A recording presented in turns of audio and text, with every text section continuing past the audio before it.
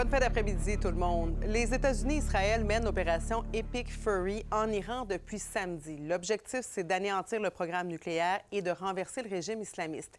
L'ayatollah Ali Khamenei, le guide suprême, a été tué comme d'autres hauts dirigeants. La riposte iranienne ne s'est pas fait attendre. Il y a des explosions qui ont touché, bien sûr, Israël, mais aussi d'autres pays arabes, dont l'Arabie saoudite, le Koweït, le Qatar. Et Sabrina, ce n'est pas fini, parce que Donald Trump promet d'autres attaques encore pires sur l'Iran. Oui, il a dit le plus gros choc, la plus grosse vague, eh bien, ça s'en vient. C'est ce qu'a dit aujourd'hui, donc, le président américain Donald Trump. D'ailleurs, il a clarifié un petit peu plus quelle était la mission, en fait, des États-Unis et d'Israël du côté de l'Iran. Il a dit finalement que c'est une opération qui devait durer plusieurs semaines. Et le président aussi a déclaré aujourd'hui que les États-Unis ont la capacité pour faire continuer le conflit au-delà de 4 à 5 semaines. Donald Trump, comme je le disais, a clarifié ses objectifs aujourd'hui. Il veut détruire les capacités balistiques de l'Iran, anéantir leur marine et que l'Iran ne puisse jamais avoir une arme nucléaire. Et le président a même dit qu'il pourrait envoyer des troupes au sol si c'est nécessaire. On peut aller l'écouter. We're already substantially ahead of our time projections, but whatever the time is, it's okay. Whatever it takes, we will always... Somebody actually said from the media, I think you'll get bored after about a week or two. No, we don't get bored. I never get bored. Et pendant ça, bien sûr, les frappes se sont poursuivies pour une troisième journée aujourd'hui. Donc, les États-Unis disent avoir frappé plus de 1250 cibles dans les premières 48 heures du conflit en Iran. Il y a d'ailleurs l'armée israélienne qui a confirmé au cours des dernières minutes d'annoncer en fait une vague de bombardements du côté de l'Iran. Il faut dire aussi qu'il y a le Liban qui a été touché par des tirs des États-Unis et d'Israël. On parle maintenant de 6 militaires américains qui ont été tués, alors que 18 ont été blessés plus sérieusement. Pendant que vous voyez à l'écran cette citation des gardiens de la Révolution. En fait, ils ont averti les États-Unis qu'ils ne seront plus en sécurité. C'est un message qui avait été diffusé aujourd'hui. Un petit peu plus tôt aujourd'hui, il y a eu cette conférence de presse de Pete Hegseth, qui est donc le secrétaire américain à la Défense. Et ce qu'il a dit, c'est qu'il a réitéré que les objectifs étaient clairs en Iran.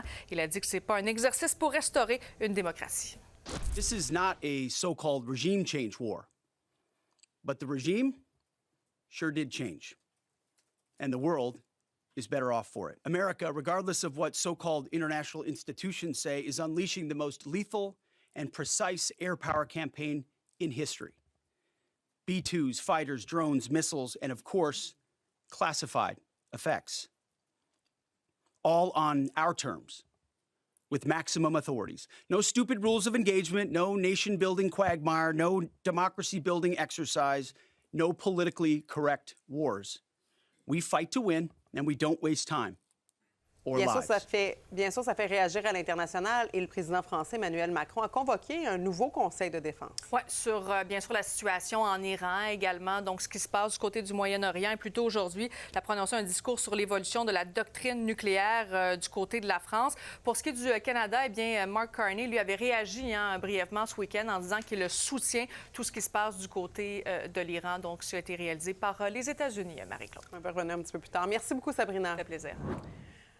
Et on poursuit tout de suite la discussion avec Yvan Clich, spécialiste en énergie au Centre d'études et de recherche internationale, le Cirium. Bonsoir, M. Clich. Bonsoir. Bon, là, ça a brassé, entre autres, aujourd'hui, les gardiens de la Révolution qui ont dit avoir fermé officiellement le détroit d'Ormuz. Et ça, pour le pétrole, c'est majeur parce que là-bas transige quand même 20 du pétrole mondial. En théorie, ça a toujours été, pour le marché pétrolier, le scénario le plus cauchemardesque, absolument. Quand on regarde les risques du marché d'approvisionnement du marché pétrolier, la question du détroit d'Ormuz et de sa fermeture potentielle a toujours été considérée comme le danger le plus grave pour la sécurité d'approvisionnement énergétique mondiale.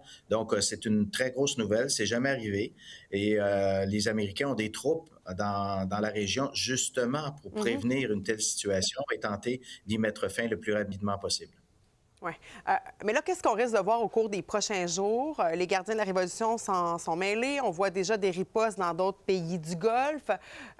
Vous dites que les Américains sont sur place, donc on s'attend à ce qu'on règle le problème. Mais si ce n'est pas le cas, jusqu'où ça peut aller, tout ça?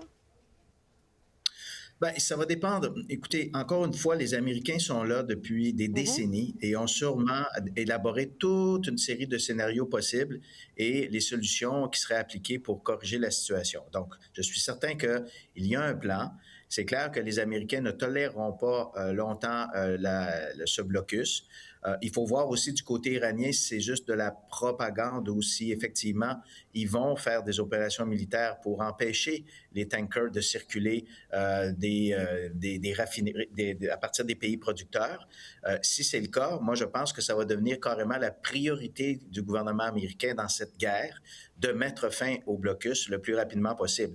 Et pour les impacts pour les consommateurs, ben ça va dépendre beaucoup de la durée de ce blocus. Et si c'est un blocus partiel, total, et combien de temps il va durer. S'il dure longtemps, c'est clair que là, ça va poser des grands enjeux et qu'on va assister à une flambée des prix du baril de pétrole et quelques semaines plus tard, ça va se refléter à la pompe. Parce que là, déjà, on voit l'augmentation des prix du baril de pétrole. Est-ce que les impacts sur le marché du pétrole pourrait ultimement faire mal à Donald Trump dans un contexte des élections de mi-mandat, parce que ce sera peut-être les électeurs qui vont payer finalement, nous aussi, là, par la bande. Oui, c'est une remarque qui est tout à fait juste. Le prix de l'essence est corrélé à la popularité d'un président aux États-Unis. M. Trump a promis de diminuer de moitié les prix de l'essence. Il savait ce qu'il faisait parce qu'il se disait, si je fais ça, je vais rester populaire. Et puis, les prix de l'électricité ont déjà beaucoup augmenté aux États-Unis. Ça grogne pas mal du côté des consommateurs. Alors, si en plus le prix de l'essence augmente, c'est clair que M. Trump est en train d'entrer dans une zone très trouble pour sa survie politique aux élections à mandat de novembre. Alors, combien de temps tout ça, le détroit d'Ormuz va rester fermé? On suit ça avec attention. Merci beaucoup, Yvan Clich, spécialiste de l'énergie. À la prochaine.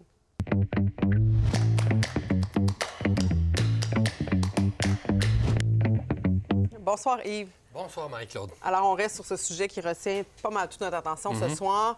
Le régime des Mollahs qui est durement touché présentement. Je disais ta chronique ce matin, donc tu penses que parfois, il faut éliminer les tyrans? Bien, malheureusement, oui, Marie-Claude. C'est une question de légitime défense. Bien sûr, on ne sait pas ce qui va arriver après. Bien sûr, quels sont les vrais motifs de Donald Trump? On ne les connaît pas. Mais il faut quand même dire à quel point ce régime était malfaisant. C'est un régime qui, simplement depuis le mois de janvier, il y a eu des soulèvements contre le régime. Dans le seul mois de janvier, d'après les propres chiffres du gouvernement, il y a eu 3 000 morts. D'après Human Rights Watch, il y en a eu 7 000. Et d'après d'autres évaluations, il y en a peut-être eu 30 000. Donc, c'est un régime d'assassins.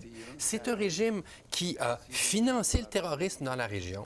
Sans l'Iran, il n'y aurait pas eu le 7 octobre en Israël, parce que ce sont les pourvoyeurs de fonds et d'armes du Hezbollah et du Hamas. Donc, à un moment donné, ce régime-là doit tomber. Très répressif envers les femmes. Là, on voit le guide suprême, l'Ayatollah Khamenei. En plus, les femmes se faisaient assassiner les femmes qui ont ne pas être voilées, entre autres. Exactement, qui ont été emprisonnées. C'est un régime qui pratique la torture, etc. Donc, à un moment donné, on peut bien se dire, oui, le droit international devrait faire en sorte que les pays se coalisent pour faire une intervention. Mais il y a une autre chose qui est dans le droit international dont on ne parle pas beaucoup, c'est le devoir d'intervention, la responsabilité de protéger les populations. Et même si ce n'est pas le vrai but de Donald Trump, bien, ça aura cet effet-là. Ouais. En même temps, et je voyais les réactions de la diaspora dans le reportage, entre autres, de notre collègue Lila, avec des Iraniens ici au Québec qui disent c'est pas en remplaçant le régime qui était en place, mais en laissant Donald Trump gérer ou encore Netanyahou qu'on va améliorer réellement les choses. Fait que c'est ça la question aussi. Maintenant, qu'est-ce qui se passe? Je ne sais pas qu'est-ce qui se passe, mais je vais te dire, je crois qu'on ne peut pas mettre sur le même pied la démocratie comme Israël, peu importe ce qu'on en pense, ni Donald Trump, peu importe tout le mal qu'on en pense, avec ce régime-là. Là, il ne faut pas faire des fausses équivalences. Alors, je ne crois pas non plus qu'ils vont être dans une position pour faire une vraie riposte, parce que là, tout leur appareil militaire est écrasé. Le ciel est contrôlé par les Américains et par Israël. Alors, évidemment, il y a des risques à ça. On a vu que des ripostes, c'est très inquiétant, mais je pense qu'il faut quand même reconnaître la légitimité de décapiter ce régime très, très, très dangereux, en plus de leur volonté de développer l'arme nucléaire, des armes à longue portée. Il y a un ensemble de justifications. Bien sûr, on n'aime pas de voir que c'est Donald Trump qui est aux manettes, mais le résultat net, pour l'instant, je pense qu'il faut saluer au moins cette partie-là de l'opération. Alors, on continue de suivre bien sûr ce qui se passe sur le terrain. Merci beaucoup, Yves. À demain.